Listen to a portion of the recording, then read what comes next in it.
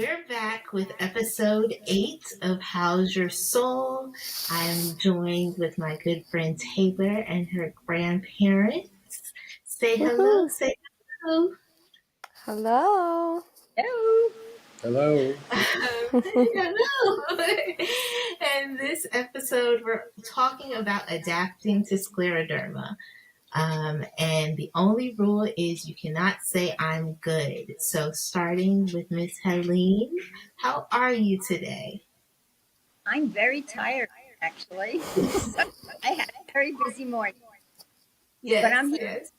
Good. You're here. Yes, you are. And that's a blessing to be here.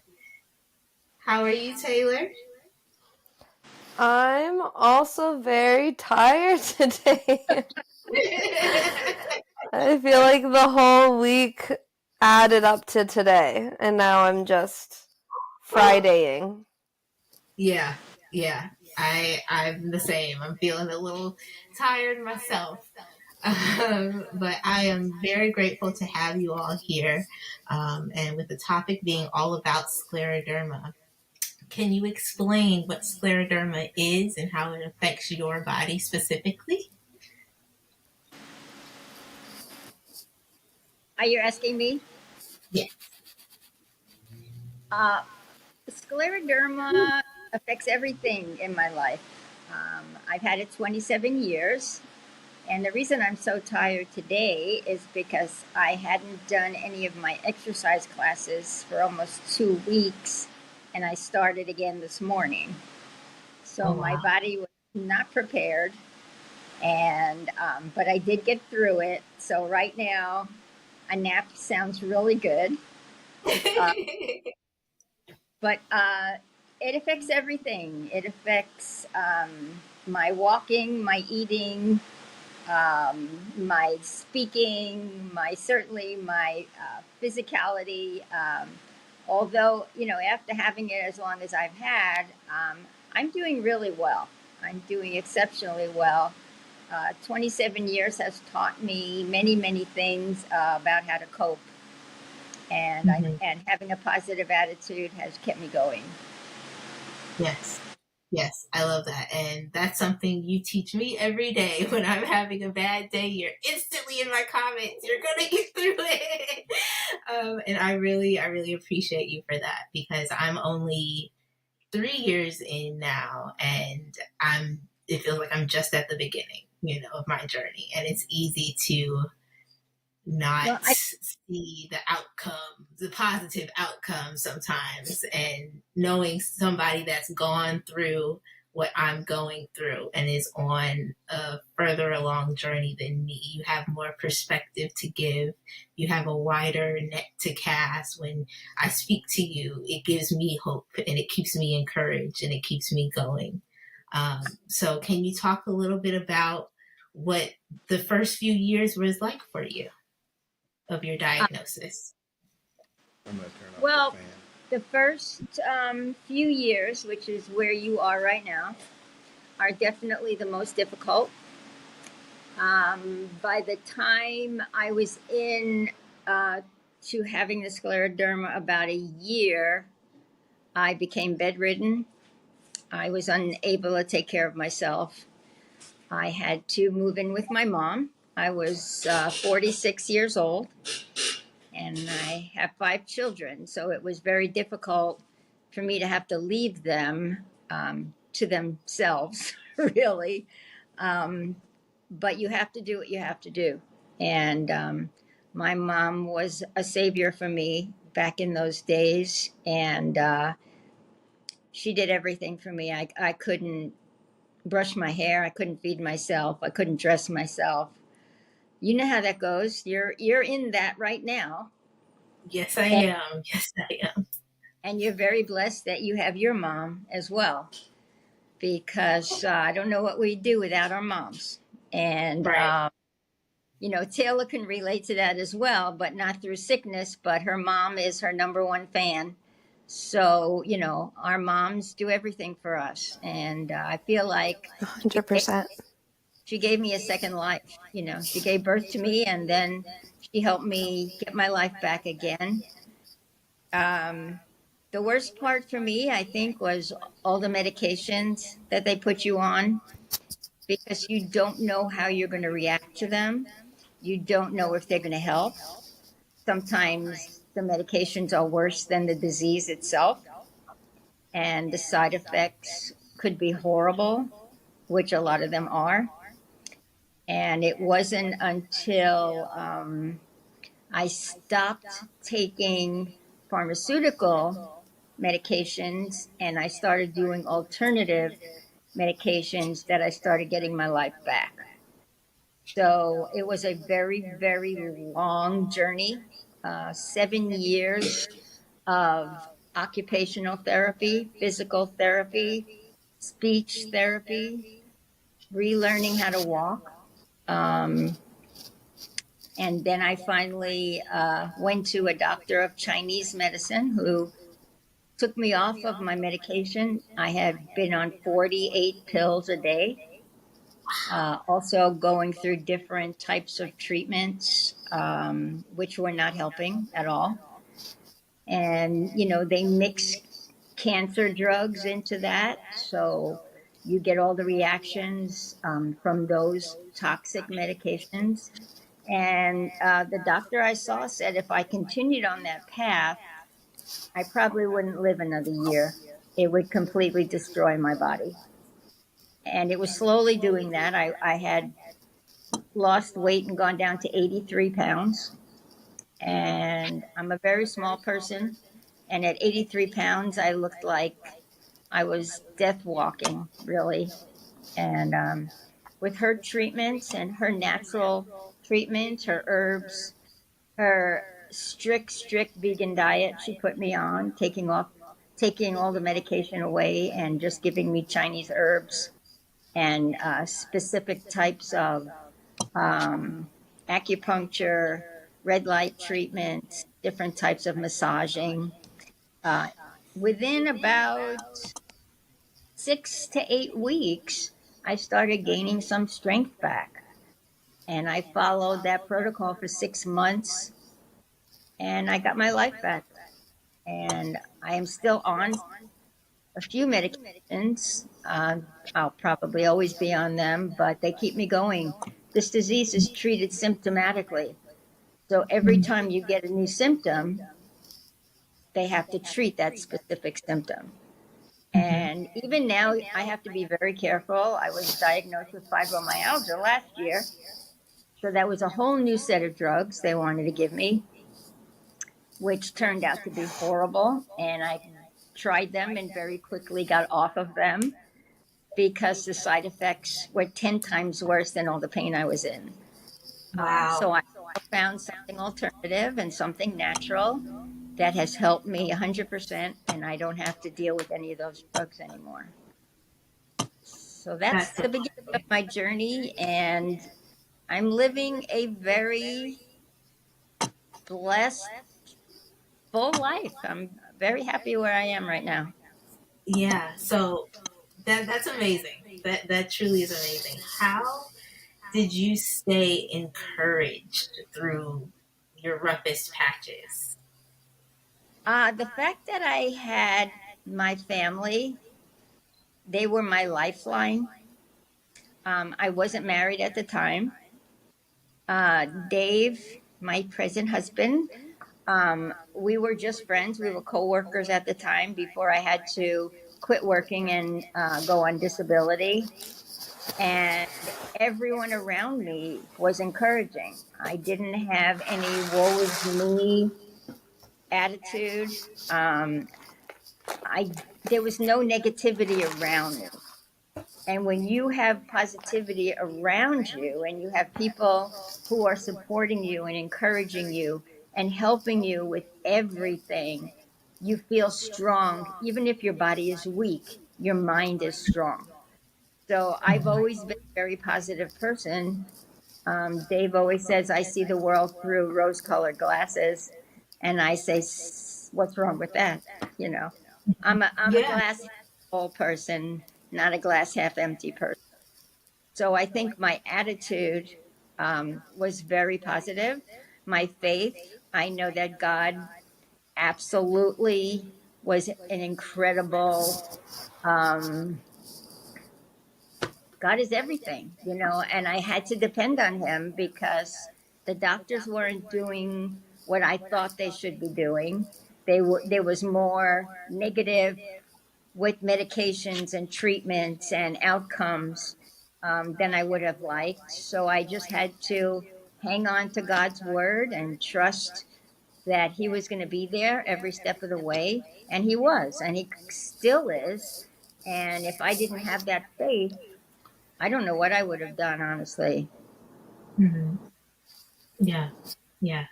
Mr. Dave, how are you? I am truly blessed. I am not tired. I am Ooh, bragging. extremely rested and I'm on top of the world. We I just love came that. back from Hawaii. Oh, So that's amazing. I love that. Oh, yeah. Oh, yeah. that, So, that was my birthday present, was a trip to Hawaii. So we had the most incredible time, and I had never been so relaxed in my entire life. I And love that for you. the funny thing about that is when you're that relaxed, it affects your body in a way that you don't even realize. I started a new therapy yesterday, and I said to the therapist, I've been having issues with my GI tract, which I know you understand. And the entire time that we were in Hawaii, I had absolutely no issues, nothing. Felt fantastic. I had no pain. I didn't have to Wow. run to the bathroom every half hour. And she said to me, it's because you had no stress in your body, none. hmm Now, I didn't Mm. realize that I had stress in my body. I'm not a very stressed out person. I'm pretty laid back and relaxed. But she said, just knowing that you were in that environment where everything was absolutely fantastic just completely took any stress that I had completely away. Mhm. So if I could move to Hawaii, I would go. And you would never be tired again. I love that. I love that. That's amazing how the body works and how Yeah, absolutely. it can naturally heal itself if it's in the right conditions, you Yeah. know. So, Mr. Dave, what has it been like to watch your wife go on this journey, and how has it been for you supporting her and being her partner in crime and in life? Well, I must say, starting out, it was rather terrifying because I had no idea. I didn't have an owner's manual. Mhm. So when her check engine lights came on, I didn't know what to do. I didn't know what was going to happen. But as time went on, some of the things that occurred with her would repeat themselves. Well, by this time, I've gone a couple of rounds and taken some knockout blows, and now I know what to do to recover. So as time has gone on, I just basically watch her very carefully, and I watch her behavior. I watch and see what she's doing so that I can pretty much predict what she's going to do. And then I'm ready to get in the fight. So now, um, we just take it as it goes. I try to keep her as stress free as I can. I don't want to give her any stress. And that's my first thought on pretty much all of my actions, just to make sure that I don't give her any stress. I don't want her to have any drama. If I see it coming, I'm going to get her out of the way of it. and tell whoever I need to tell to go someplace.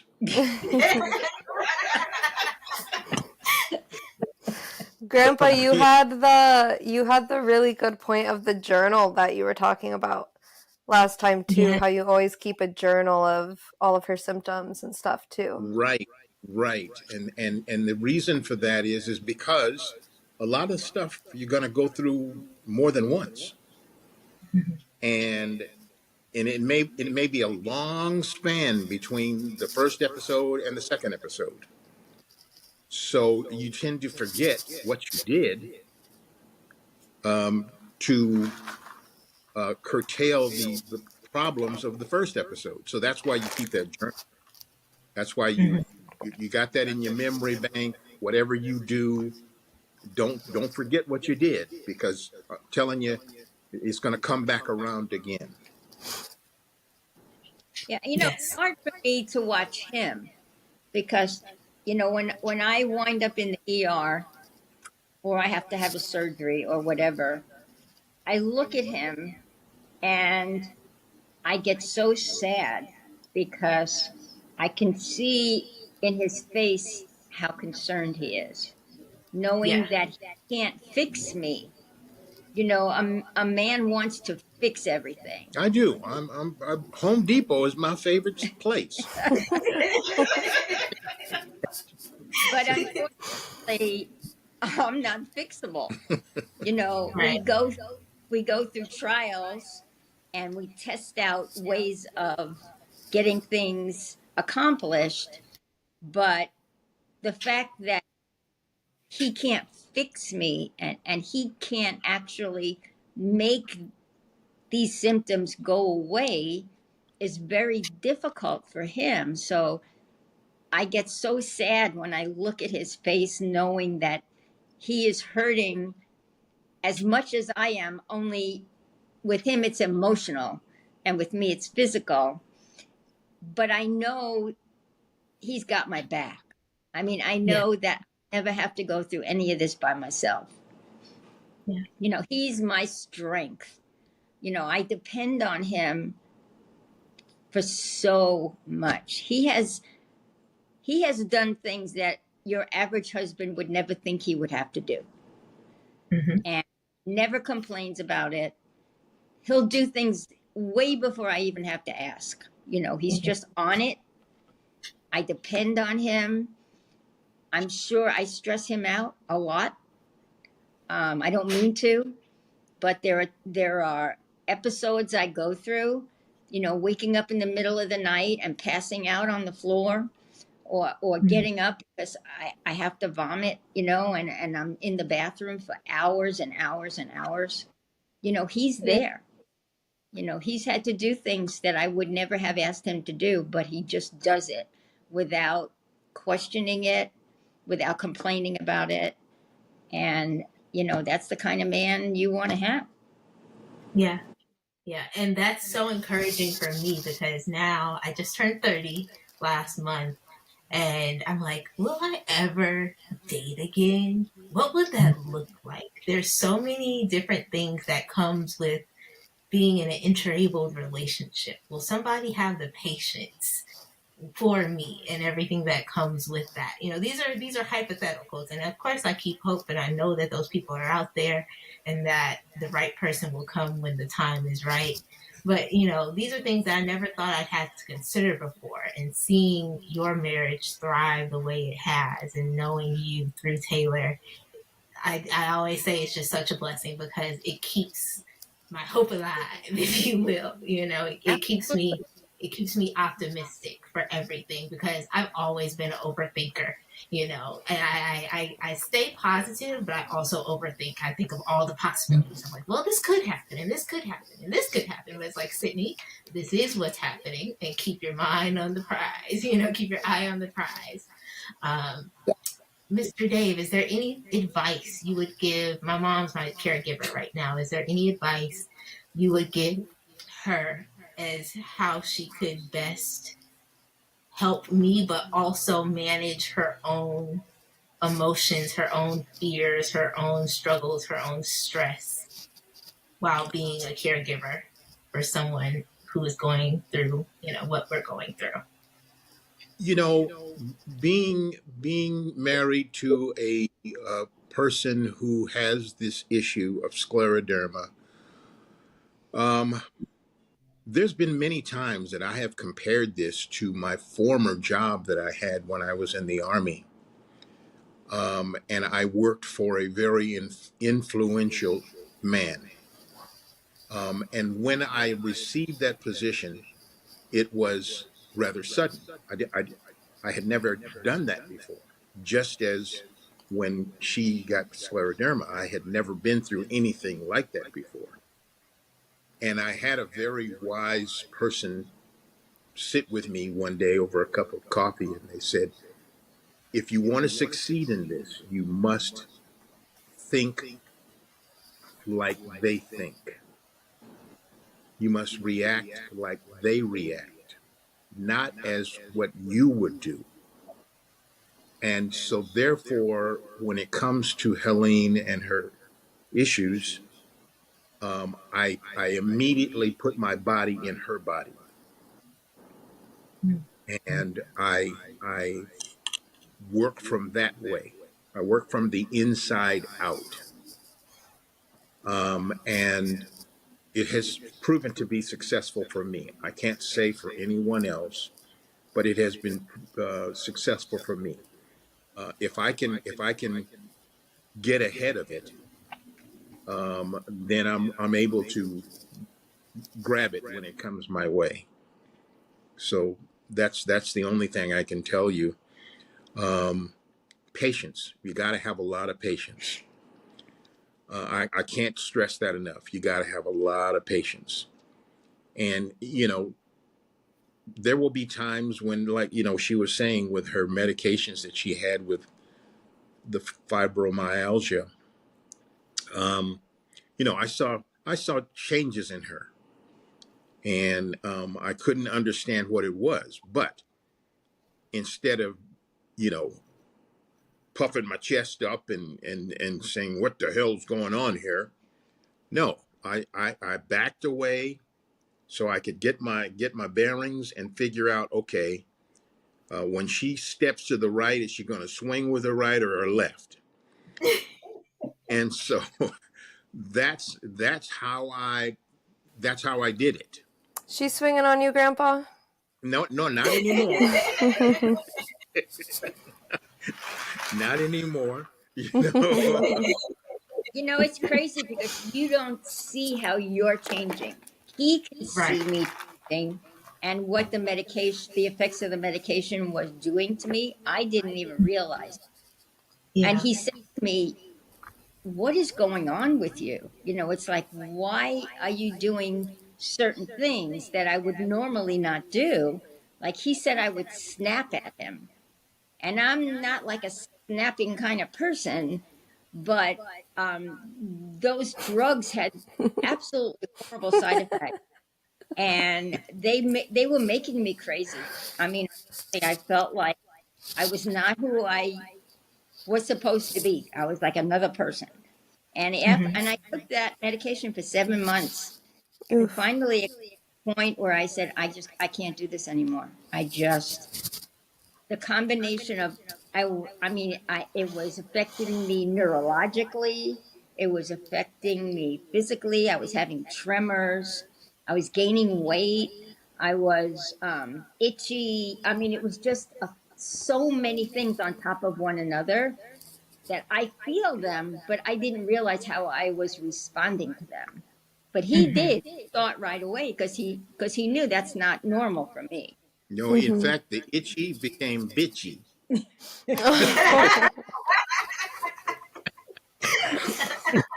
I saw you ruminating on something over there, Grandpa. I didn't know what it was. I was just waiting for it. But it's funny because it's funny now. Right. It wasn't funny then. It wasn't funny then. But we were on a trip. We were in Mexico at the time, and we were about to have some breakfast. And so we're sitting at the table, and there was a couple sitting to my left. and the couple had just sat down. And so the waitress comes over and she asks if there's something would like to drink. And so I mentioned something about an Arnold Palmer, and you know, she made the comment of, um, well, what the hell is an Arnold Palmer? And so I kind of looked at her funny, like, what? And so immediately I says, it's a drink. It's a drink. And so the way she snapped at me, the couple sitting next to me backed up, like, whoa, is she gonna go off?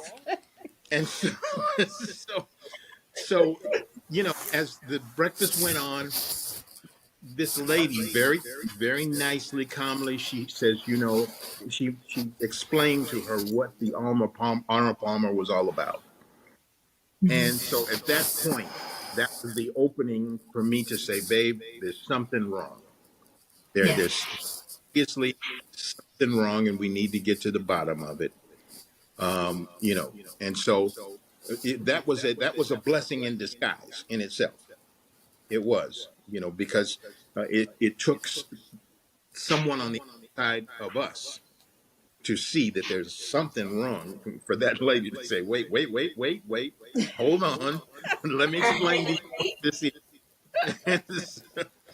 So, and that's totally not her to snap and growl and snarl and carry on like she was doing. But those kind of things you have to be patient with. Yeah. You got to be patient with. Yeah. One of the side effects was nightmares, and I think all the nightmares was carrying through into my day. Yeah.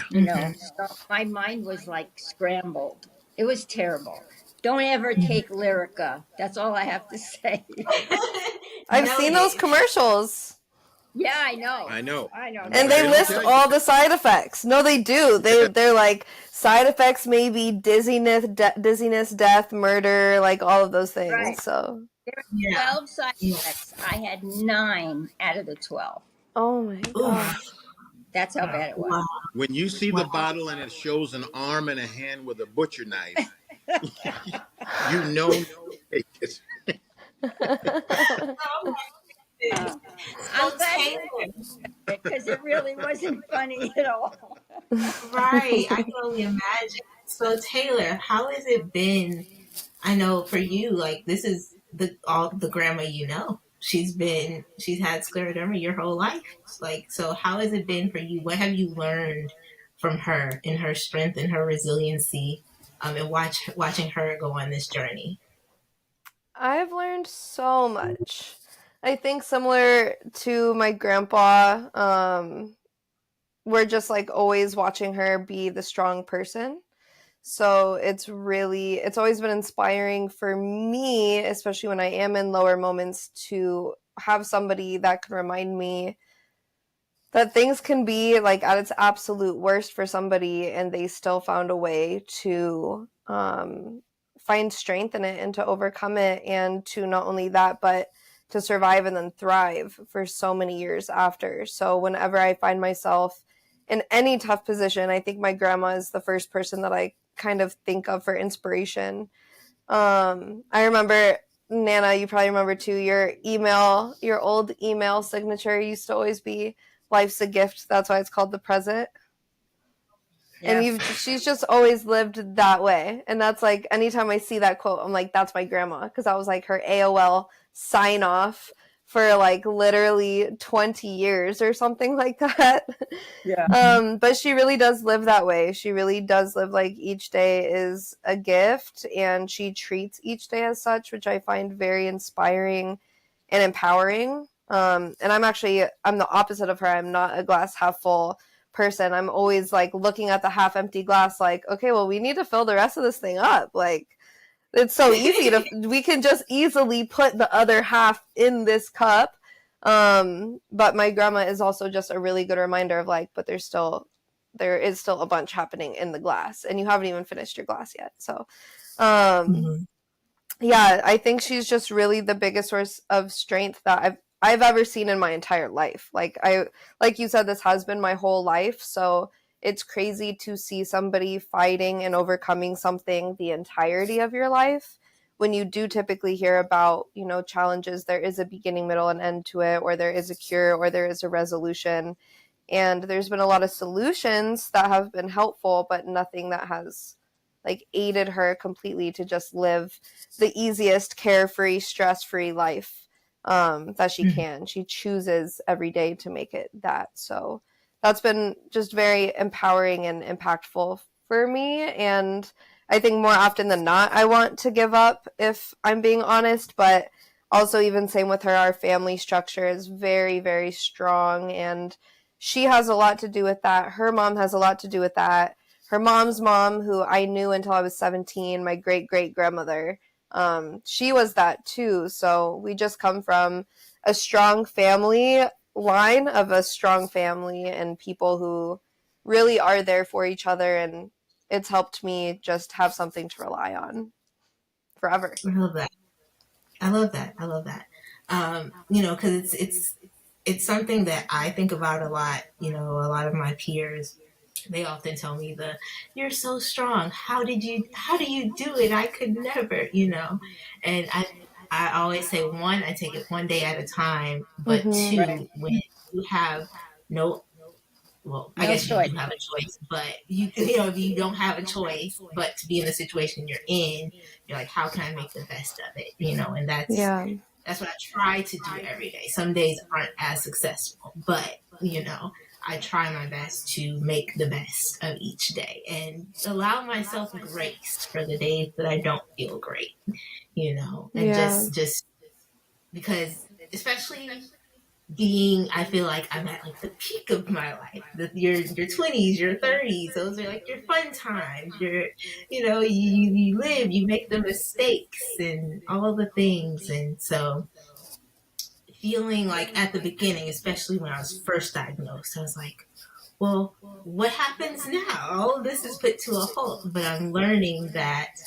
And as she says, adapting to, I'm learning that those times aren't over. They just look a little bit different, And so, I was able to travel for the first time. And I was really nervous about that, getting on a plane and going to New York for a weekend, being wheelchair bound. How will that work? Will people be accommodating of me? Will, just everything that comes with it. Will my body react okay to the long days and the flights and all of the things? But coming on the other side of it, it was such a rewarding experience and it was a reminder that life doesn't end just because you're dealing with this disease. You still can live, and you can still find joy, and you can still find ways to do the things that you still want to do. And Miss Helene, like I said, you're always a constant reminder. When I saw you were going to Hawaii, I'm like, yeah, she's living her life. I want to go to Hawaii. If she can go to Hawaii, I can go to Hawaii. That's you right. know? But so having this community that you've built in your Facebook page, how has that been for you, being able to connect with so many people that are dealing with scleroderma? Has that been rewarding for you? What have you learned from other people? Because scleroderma looks differently for everybody, Right. Um, It does. When I was first diagnosed, like everyone else, no one ever heard of it. I couldn't even pronounce it or spell it correctly. I had no idea what it was. But I was very determined to find out. And, after we didn't have the internet back then, so I went to the library and I started looking up stuff, and it wasn't any better than going to Google now. Everything was negative. Everything was, we have 3 to 5 year lifespan, this terrible thing's going to happen, that terrible thing's going to happen. So basically I said, I've got to find somebody else that has this disease. I cannot be the only person. I need to find people. So I found the Scleroderma Foundation, which had not actually been formed for a very long time. It was a pretty new foundation back then. And I called them and, I told them I had been diagnosed, and I said, how do I find other people that have this disease? and they have lists of people from everywhere, So I was in Colorado at the time, and they sent me the names of all the people in Colorado that had scleroderma, and there were like 40 people.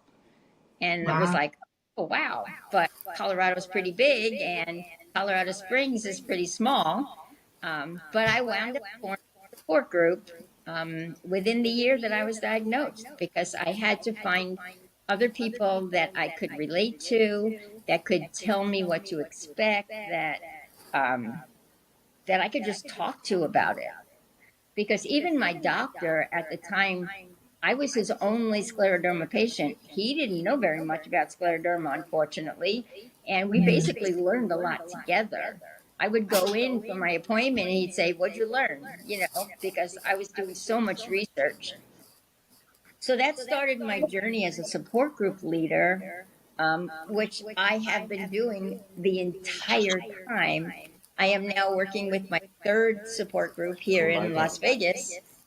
And then during COVID, when nobody could meet face to face, I really felt, people need to get back to having conversation and communicating with each other and being able to encourage each other and learn from each other. So I started the Facebook page in June of 2021, and I now have almost 1,400 people on my page. And Wow. my goal in starting that page was to gather people literally from all over the world who have scleroderma and can have a place, a safe place where they could come and discuss their issues, be encouraged, give hope. That to me is like a ministry, because I was told I would die in 1997. And the fact that I've lived 27 years, that gives a lot of people hope. So I Yeah. tell my story a lot.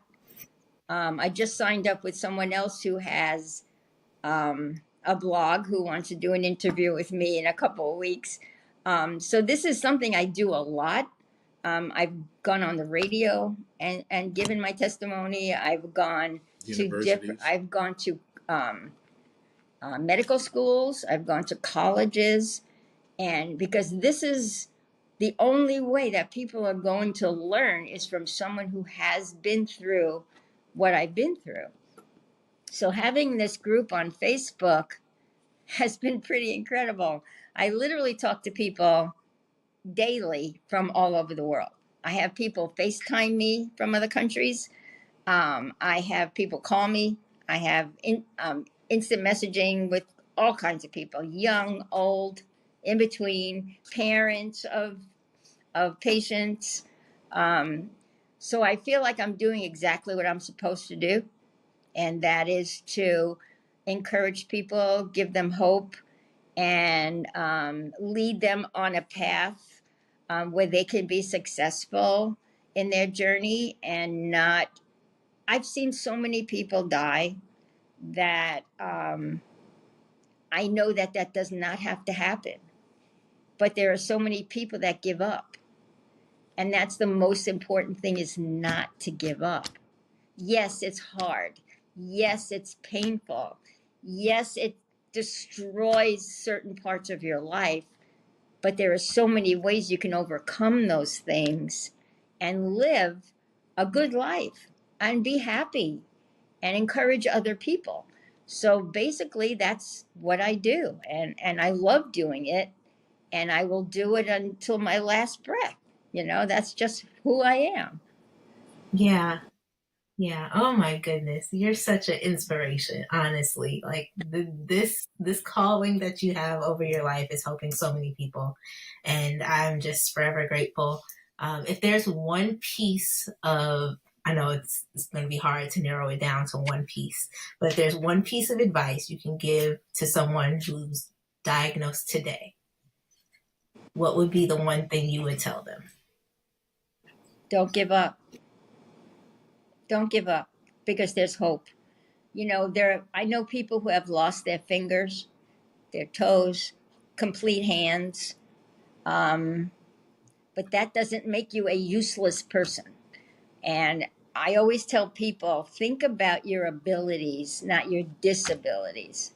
Because you may have, and we all do, have disabilities. We're not able to do certain things. But not only do you need to adapt and change your lifestyle, you need to embrace it. If you can adapt and embrace, you can get very far, and you can live a good life. Thank you so much. Well, it's been a pleasure to have you all here. This has been episode 8 of How's Your Soul podcast. I thank all of you. And until next time, bye. Bye. So